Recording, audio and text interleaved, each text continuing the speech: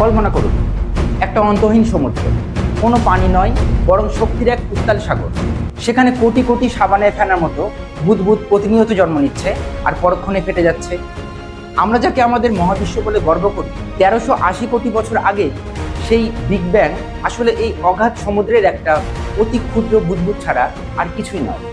দুনিয়া জানে big bang থেকেই সবকিছু শুরু, কিন্তু আমি অরিন্দম ঘোষ আজ আপনাদের বলবো বিগ ব্যাং কোনো শুরু ছিল না, ওটা ছিল একটা মহাজাগতিক ট্রানজিশন।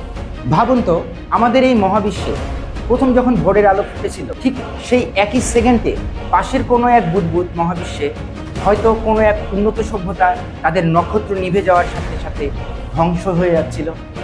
কারো শুরু, হয়তো কারো শেষ। আজকের এই ভিডিওতে আমরা সময়ের অদৃশ্য দেয়াল ভেঙে চুরমার করে দেব। আমরা আজ সায়েন্স ফিকশনের গল্প বলবো না, বরং ফিজিক্সের এমন এক ডার্ক সিক্রেট ফাঁস করব যা শুনলে আপনার গায়ের লোম খাড়া হয়ে যাবে। আমরা ঢুকবো সেই মাল্টিভার্সের রহস্যময় জগতে, যেখানে পদার্থবিজ্ঞানের সব নিয়ম কাগজ ছিঁড়ে ফেলার মতো পাল্টে যায়, যেখানে কোথাও কোথাও হয়তো সময়ের চাকা আমাদের উল্টো দিকে ঘোরে, মানুষ জন্মায় কবরে আর মারা যায় মাতৃগর্ভে। শুনতে অবাক লাগছে? তৈরি তো? চলুন মহাকালের সেই অনন্ত সমুদ্রে ডুব দেওয়া যাক। আমাদের স্কুলে সায়েন্সের বইগুলোতে একটা সহজ কথা পড়ানো হয়, মহাবিশ্ব একটা বিন্দু বা সিঙ্গুলারিটি থেকে শুরু হয়েছে।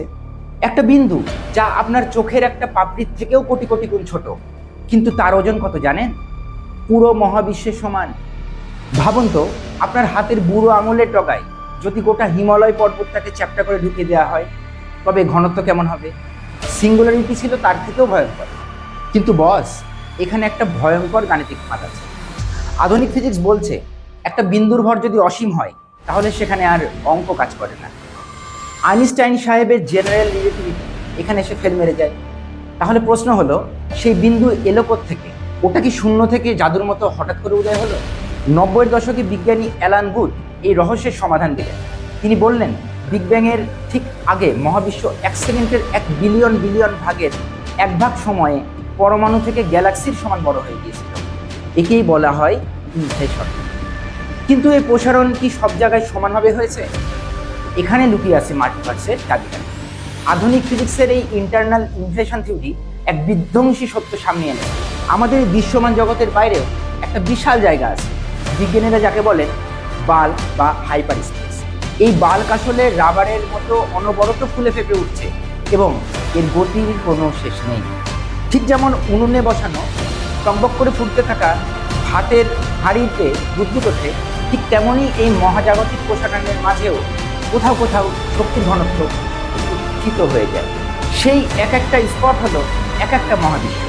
আর আমাদের বিজ্ঞান ছিল সেই তেমনই একটা বুদবুদ ফেটে যাওয়ার ঘটনা। তার মানে কি দাঁড়ালো? আমাদের জন্মের আগে থেকেই সেই বিশাল মাল্টিভার্সের জগৎ অস্তিত্বশীল ছিল। আমরা আসলে সেই মহাজাগতিক মহাবিশ্বের ছোট্ট একটা ঝরে পড়া পাতা মাত্র, যার হাজার হাজার ডালপালা এখনো ছড়িয়ে আছে।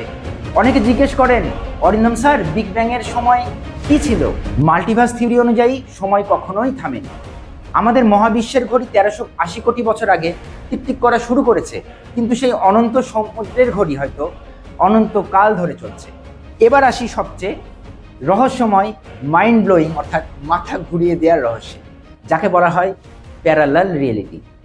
কোয়ান্টাম মেকানিক্স বলছে প্রতিটি সিদ্ধান্তের সাথে মহাবিশ্ব ভাগ হয়ে যায়। একে বিজ্ঞানীরা বলেন মেনি ওয়ার্ল্ডস ইন্টারপ্রিটেশন।